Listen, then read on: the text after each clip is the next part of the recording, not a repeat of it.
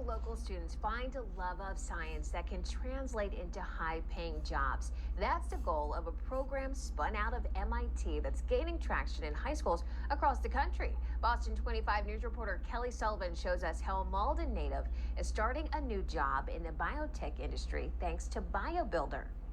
It's a dream come true. After graduating from Tufts University, Kevin Fuentes is getting ready to start a new job. I think my parents really wanted me to accomplish something difficult that could be lucrative for me. I grew up not in the most suitable financial situation. So Kevin tells me he was introduced to BioBuilder while at Malden High School. Seeing people who were so excited and so passionate about the things that they were doing, and that kind of lit a fire in me as well. And I think it was the first time that I could have ever imagined myself as a scientist. BioBuilder Executive Director Natalie created a science curriculum for high school students, bringing engineering and problem solving into the classroom.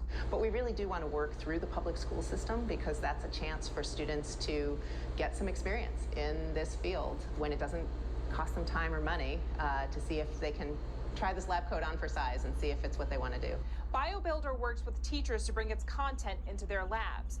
Right now, the BioBuilder program is in about 1,000 high schools across the country with the goal of expanding to every one. We're really hoping to help attract students to the field and get them interested and train them up so that the industry can have the talent they need. BioBuilder hopes to tackle the lack of accessibility to science programs and reach out to as many students as possible. Allow students of all backgrounds finally make their way into these industries where they might not have before, simply because you're giving them the opportunity to. Now Kevin has an opportunity at Sunflower Therapeutics.